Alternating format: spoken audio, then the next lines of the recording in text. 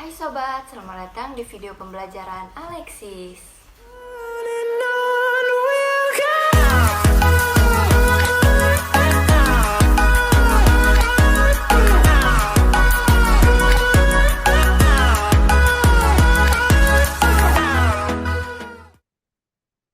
Halo, selamat siang Bapak Prof. Dr. MS Tumanggor, SH, selaku dosen pengampu mata kuliah Hukum Bisnis. Nama saya Spetana Alexis Bunjamin dengan NIM 125220013 dari kelas AY akan menyampaikan presentasi tugas UTS Hukum Bisnis. Topik yang saya angkat adalah hukum kepailitan dan penundaan pembayaran. Perkembangan ekonomi global membawa pengaruh besar pada perkembangan hukum, terutama hukum ekonomi. Globalisasi hukum akan menyebabkan peraturan-peraturan negara berkembang mengenai investasi, perdagangan, jasa-jasa, dan bidang perekonomian lainnya. Dalam rangka menyesuaikan perkembangan perekonomian global, Indonesia melakukan berbagai upaya revisi terhadap seluruh hukum ekonominya. Salah satu alasannya adalah tekanan dari badan-badan dunia seperti WTO, IMF, dan World Bank. Bidang hukum Indonesia yang mengalami revisi salah satunya ialah hukum kepailitan. Kepailitan dapat terjadi karena makin pesatnya perkembangan perekonomian dan perdagangan di mana muncul berbagai macam permasalahan utang piutang yang timbul dalam masyarakat. Tidak perlu jauh-jauh, krisis moneter yang terjadi di Indonesia telah memberikan dampak yang tidak menguntungkan terhadap perekonomian nasional, sehingga menimbulkan kesulitan besar terhadap dunia usaha dalam menyelesaikan utang piutang untuk meneruskan kegiatan usahanya. Kepailitan bisa diartikan saat debitur yang mempunyai dua atau lebih kreditur dan tidak membayar lunas sedikitnya satu utang yang telah jatuh tempo dan dapat ditagih. Pasal 2 ayat 1-5 Undang-Undang Kepailitan dan Penundaan Kewajiban Pembayaran Utang menunjukkan bahwa pihak yang dapat mengajukan permohonan pailit bagi seorang debitor, yang pertama debitor yang bersangkutan, lalu para kreditor, yang ketiga adalah kejaksaan untuk kepentingan umum. Kepentingan umum di sini adalah kepentingan bangsa dan negara atau kepentingan masyarakat luas. Misalnya yang pertama, debitor mengalihkan diri, menggelapkan bagian harta kekayaan. Debitor mempunyai utang pada BUMN atau badan usaha lain yang menghimpun dana dari masyarakat. Mempunyai utang yang berasal dari penghimpunan dana dari masyarakat luas. Tidak beritikat baik atau tidak kooperatif dalam menyelesaikan masalah utang piutang yang telah jatuh tempo. Dalam hal lainnya, menurut kejaksaan merupakan kepentingan umum. Lalu yang keempat, Badan Pengawas Pasar Modal atau BAPEPAM punya kewenangan penuh dalam hal pengajuan permohonan pernyataan pailit dalam hal debitor adalah perusahaan efek, bursa efek, lembaga clearing dan penjaminan, lembaga penyimpanan dan penyelesaian. Lalu yang terakhir adalah Menteri Keuangan. Dalam hal debitur adalah perusahaan asuransi, reasuransi, dana pensiun, atau BUMN yang bergerak di bidang kepentingan publik. Permohonan pernyataan pailit hanya dapat diajukan oleh Menteri Keuangan. Sedangkan objek kepailitan merupakan harta milik debitor yang dinyatakan pailit berdasarkan putusan pengadilan. Syarat untuk menyatakan pailit yaitu adanya debitur, adanya kreditur lebih dari satu, adanya hutang terdapat minimal satu utang yang sudah jatuh tempo dan dapat ditagih, terdapat permohonan pernyataan pailit.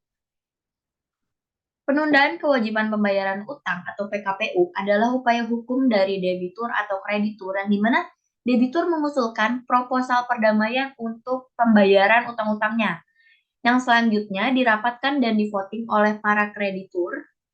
PKPU bisa terjadi karena tiga hal. Yang pertama, debitur sendiri mengajukan PKPU. Walaupun nggak ada kasus, walaupun belum ada gugatan pailit, dia langsung ke pengadilan niaga. PKPU sukarela namanya.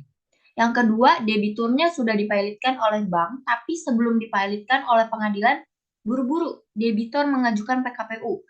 Jadi bentuk kedua ini merupakan PKPU sukarela sebagai tangkisan terhadap permohonan pailit. Lalu yang ketiga, PKPU yang ketiga adalah bank kreditur yang mengajukan PKPU terhadap debiturnya. Selanjutnya saya masuk ke dalam studi kasus penundaan kewajiban pembayaran utang PT Sentul City Tbk dengan kronologi awal, Perusahaan pengembang properti Sentul City digugat pilot oleh krediturnya yakni Ang Bintoro, Melia Bintoro, Jimmy Bintoro, Denny Bintoro, dan Linda Karnadi. Gugatan pilot dari keluarga Bintoro tersebut dilayangkan ke Pengadilan Negeri Niaga Jakarta Pusat pada 7 Agustus 2020 lalu. Dalam petitum gugatan, salah satunya meminta majelis hakim menerima dan mengabulkan permohonan pilot untuk seluruhnya, serta meminta Sentul City dinyatakan dalam keadaan pilot dengan segala akibat hukuman. Dalam konferensi pers pada Kamis 13 Agustus 2020 lalu, pengacara yang mewakili keluarga Bintoro, yaitu Erwin Kalo, mengungkapkan penyebab gugatan pada Sentul City dikarenakan perusahaan tidak melaksanakan kewajibannya terkait jual beli tanah kafling. Keluarga Bintoro melakukan perjanjian pengikatan jual beli tanah kafling pada tanggal 3 Juli 2013, di mana serah terima kafling dijadwalkan seharusnya pada Oktober 2013. Pada saat yang sama pula, warga Bintoro telah melunasi pembayaran uang muka, booking fee, dan juga angsuran ketiga. Setelah itu, melunasi seluruh angsuran dengan total 29,319 miliar rupiah pada 3 Maret 2015. Tetapi setelah pelunasan dilakukan, Sentul City belum melakukan serah terima, dan setelah proses panjang yang dilalui, konsumen pun memutuskan mengajukan permohonan pilot pada perusahaan. Kendati demikian, akhir dari konflik ini pada akhirnya berujung damai dengan ditariknya pengajuan pilot oleh keluarga Bintoro pada 18 Agustus 2020. Perusahaan Sentul City di sini dinyatakan pilot karena tidak melaksanakan kewajibannya kepada keluarga Bintoro. Hasil akhir dari kasus kepailitan dan penundaan pembayaran ini yaitu perdamaian. Jika perdamaian diterima, maka proses kepailitan pun berakhir. Proses perdamaian selalu diupayakan dan diagendakan. Ada beberapa perbedaan antara perdamaian yang terjadi dalam proses kepailitan dan perdamaian yang biasa.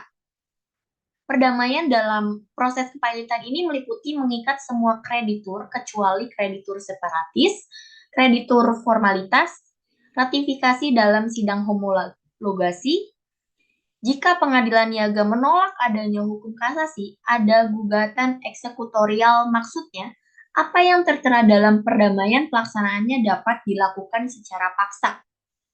Tahap-tahap dalam proses perdamaian ini yaitu yang pertama ada pengajuan usul perdamaian, pengumuman usul perdamaian, rapat pengambilan keputusan, sidang homologasi, upaya hukum kasasi, dan rehabilitasi. Rehabilitasi ini dilakukan untuk pemulihan nama baik kreditur. Hal ini ditujukan agar para pebisnis, perseroan, maupun perusahaan yang bergerak dalam bidang bisnis dapat lebih selektif dalam pengaturan utang serta piutangnya. Dengan ini dapat menjadi pedoman bagi penegak hukum dalam penyelesaian sengketa kepailitan, serta terjaminnya kepastian hukum bagi perusahaan yang terancam pailit. Sekian presentasi yang dapat saya sampaikan mengenai hukum kepailitan dan penundaan kewajiban pembayaran utang studi kasus PT Sentul City Tbk. Mohon maaf bila ada kesalahan penyampaian maupun kata-kata yang kurang berkenan di hadapan Bapak.